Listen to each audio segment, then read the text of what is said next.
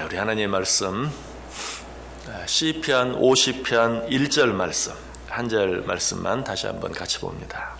시편 50편 1절입니다. 다 같이 한 목소리로 읽습니다. 전능하신 이 여호와 하나님께서 말씀하사 해 돋는 데서부터 지는 데까지 세상을 부르셨도다. 아멘. 자, 시편 50편 1절 통해서 제일 먼저 뭐 생각해 보았죠? 하나님의 세 가지 이름. 전능하신 이 여호와 하나님, 엘 하나님, 야훼 하나님, 엘로임 하나님에 대해서 생각해 보았습니다. 자, 그런데 지난 시간에는 그 하나님께서 어떻게 하셨다고 말하죠? 전능하신 이 여호와 하나님께서 말씀하셨다. 우리 하나님은 말씀하시는 하나님이에요. 좀 바꿔서 말하면 우리 하나님은 말씀으로 일하시는 하나님이에요. 좀 더 정확하게 말하면 우리 하나님은 곧 말씀이세요. 하나님이 말씀이시고 말씀이 하나님이시다. 그러므로 우리 가운데 누구든지 이 하나님과 함께 하기를 원한다면 무엇과 함께 해야 돼요? 말씀과 함께 해야 돼요. 하나님과 늘 동거동락하며 살기를 원한다면 어떻게 해야 돼요? 늘 말씀과 함께 살아야 돼요. 말씀과 함께 하지 아니하면서 하나님과 함께 한다는 것은 거짓말이 있을 수 없는 일이. 말씀과 말씀 붙잡고 살지 않으면서 하나님과 함께 산다라고 말하는 것 역시 거짓말이. 하나님은 말씀이시기 때문에 늘 말씀과 함께 할 때만 우리는 하나님과 함께 할 수 있고 하나님과 함께 살아갈 수 있다. 자, 그런데 계속되는 말씀 속에 하나님의 특별한 모습이 한 가지 더 나타나 있죠. 1절 다시 보세요. 전능하신 이 여호와 하나님께서 말씀하사 해 돋는 데서부터 지는 데까지 세상을 부르셨도다. 이 하나님께서 뭐 하셨어요? 해 돋는 데서부터 지는 데까지 세상을 부르셨도다라고 이야기하고 있어요. 해 돋는 데서부터 해 지는 데까지. 뭘 말하죠? 이 세상 전체를 말하죠. 이 세상 전체를 부르셨다. 이 사실을 통해서 우리가 먼저 알 수 있는 것은 우리 하나님은 온 세상의 하나님이세요.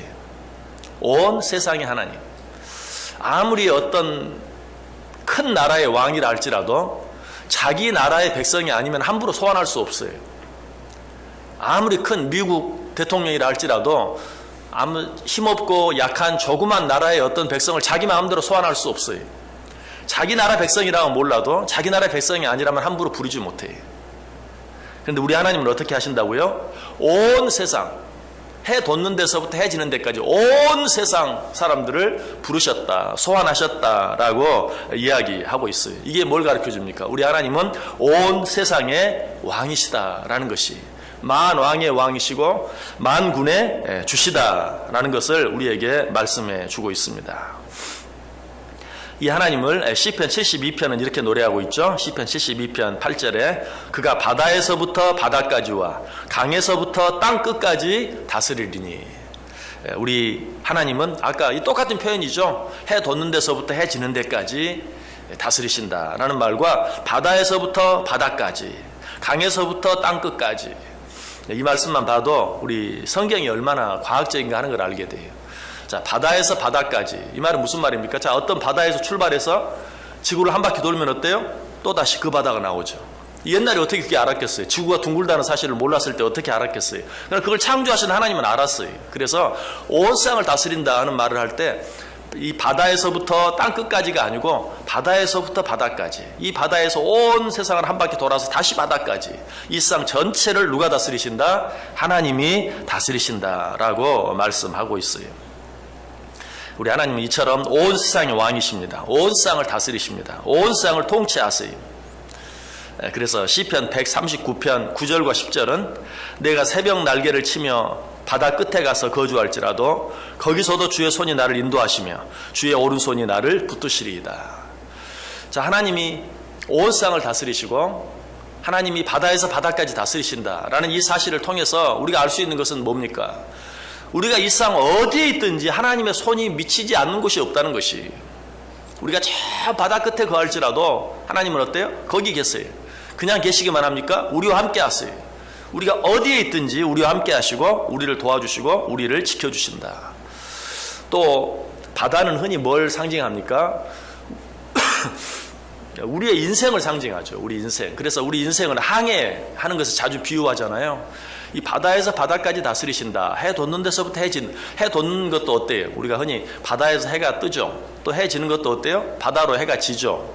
그런 것처럼 이 해 돋는 데서부터 해 지는 데까지라는 말과 바다에서 바다까지 똑같은 말인데, 우리 인생은 자주 바다에 비유하고 항해에 비유한다. 그렇다면 이 모든 바다를 다스리시고 통치하시는, 해 돋는 데서부터 해 지는 데까지 다스리시고 통치하시는 하나님은 우리와 어떤 관계가 있어요? 우리의 모든 인생 가운데 함께 하신다. 우리의 인생 항로 가운데 하나님은 항상 우리와 함께 하시고, 우리를 도와주시고, 우리 인도해 주시고, 우리의 나침판이 되어 주시고, 정말 망망대해 어디로 가야 할지 알지 못하는, 뿐만 아니라 잠깐 후에 어떤 풍랑이 닥칠지 알지 못하는 그 바다와 같은 우리의 인생을 우리 하나님께서 지켜주시고 보호해 주신다라고 말씀하고 있는 것입니다. 결국 어떻습니까? 이 하나님을 우리 하나님으로 믿고 살아가는 우리는 아무것도 염려하거나 걱정할 필요가 없어요. 제 아무리 큰 풍랑이 있다 할지라도, 제 아무리 무서운 어떤 천재지변이 있다 할지라도 그 모든 것들이 다 누구 손에? 하나님의 손에 있기 때문에 아무것도 염려할 필요가 없어요.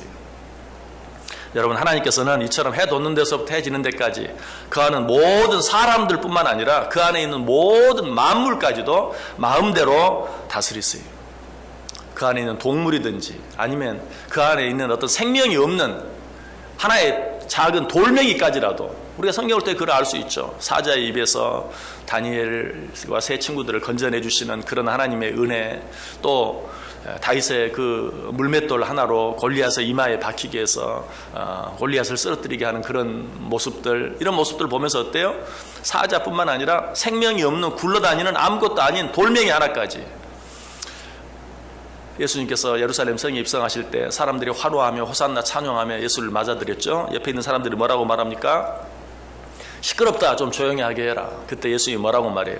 저들이 소리 지르지 아니하면 저 돌들이 소리 지르게 하겠다. 무슨 말이에요? 그렇게 할 수 있다는 것이죠. 돌들로 하여금 소리 지르게 할 수 있다. 이처럼 하나님은 돌멩이 하나까지, 모든 것까지 마음대로 다스리시고 주장하시는 그런 하나님. 그러므로 우리는 정말 일상에 그것이 사자이든, 사자는 또 흔히 용맹스러운 그런 동물로도 나타나지만 성경에서 사탄으로도 나타나죠. 사탄이 어때요? 우는 사자와 같이 집어삼킬 자를 찾는다. 어떤 악한 사단 마귀가 우리를 괴롭게 하고 힘든다 할지라도, 이 세상에 어떤 천재지변이 우리를 위협한다 할지라도, 요즘 참 천재지변이 너무 많아서 늘 불안해, 늘 두려워해. 그러나 그 어떤 일이 우리에게 닥친다 할지라도 하나님께서는 그 모든 것들을 마음껏 다스리신다. 여러분, 다스리기만 하십니까? 생명이 없는 것들까지도 다스리신다. 그렇게만 하시나요? 생명이 없는 것에 생명을 주시기도 하세요. 에스골 골짜기에 마른 뼈들 어때요? 하나님이 그것들을 다 살을 입히고 또 핏줄이 연결되게 하고 가죽으로 씌워서 어때요? 생명을 주셔서 군대가 되게 만드는, 생명이 없는 것들에 생명을 주시기까지 하시는 그런 하나님의 모습을 우리가 보게 돼요.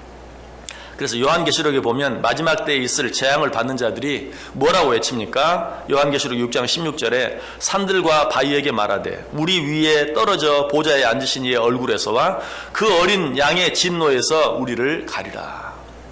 여기 산들과 바위에게 말하되 우리 위에 떨어져 보좌에 앉으신 이의 얼굴에서와, 여기서 우리 위에 떨어진다. 산과 바위가 우리 위에 떨어진다. 이거는 뭐 여러 가지 지진도 상상할 수 있고 산사태도 상상할 수 있고 뭐 여러 가지 천재지변을, 화산이 폭발하는 것을 상상할 수도 있고, 자, 그런 일이 있을 때 뭐라고 말합니까? 보좌에 앉으신 이의 얼굴에서와 그 어린 양의 진노에서 우리를 가리라.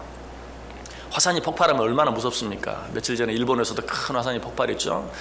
화산이 폭발하고 지진이 일어나고 하면 얼마나 무서워요. 그런데 마지막 하나님의 심판 때가 되면 얼마나 더 무섭든지 산과 바위야 내 위에 떨어져서 나를 가리워 달라. 화산이 폭발하는 그런 것은 하나님의 진노하심에 비하면 아무것도 아니라는 거예요. 하나님이 너무 두려우니까 차라리 화산이 일어나서 그 돌멩이들이, 그 산이 나를 덮어줬으면 좋겠다 라고 이야기하고 있어요. 왜 그렇습니까? 하나님은 이 천지 만물을 마음대로 다스리시는 하나님이기 때문에 화산이 두렵다면 그 화산을 마음대로 하시는 하나님은 얼마나 더 두렵습니까? 그러나 우리는 어때요? 그 하나님의 모습이 우리에게 두려움이 되는 것이 아니라 뭐가 됩니까? 축복이 돼요. 왜? 해 돋는 데서부터 해 지는 데까지 모든 것들을 마음대로 다스리시고 주장하시는 그 하나님이 우리와 어떤 관계예요? 우리의 아버지 되시기 때문에 그래요. 우리는 그분의 자녀이기 때문에 그래요. 지극히 크고 두려운 것으로부터 지극히 작고 하찮은 것까지 모든 것들을 마음대로 다스리시는 하나님, 정말 두려운 그 하나님. 그러나 그 하나님이 두렵지만은 않은 것은 그 하나님이 우리의 아버지 되시기 때문에, 우리는 그의 자녀이기 때문에. 그러므로 우리는 어때요? 이 하나님께 모든 것을 맡기고 살면 돼요. 무엇으로? 기도함으로. 지극히 큰 일부터 지극히 작은 일까지. 제가 늘 말씀드리죠. 너무 커서 우리 하나님께 맡기지 못할 일도 없고, 너무 작아서 우리 하나님께 맡기지 않아도 될 일도 없다. 그 일이 아무리 크든지 아무리 작든지 우리는 그 모든 일들을 하나님께 다 맡기고, 그 안에서 오히려 어때요? 오히려 엄마 품속에서 편히 새근새근 잠을 자는 아이처럼 우리는 잠을 잘 수 있는 것이, 천지가 요동하고 뭐 세상에 천재지변이 일어나고 전쟁의 소문이 일어나고 어떻다 할지라도 그 모든 것들을 마음대로 다스리시는, 세상 모든 것들을 마음대로 부르시고 소환하실 수 있는 그 권세와 능력을 가지신 그 하나님의 품 안에서 우리는 쉴 수 있다. 그래서 시편 80편 기자는 7절에서 이렇게 하나님께 기도해요. 만군의 하나님이여, 우리를 회복하여 주시고 주의 얼굴의 광채를 비추사 우리가 구원을 얻게 하소서.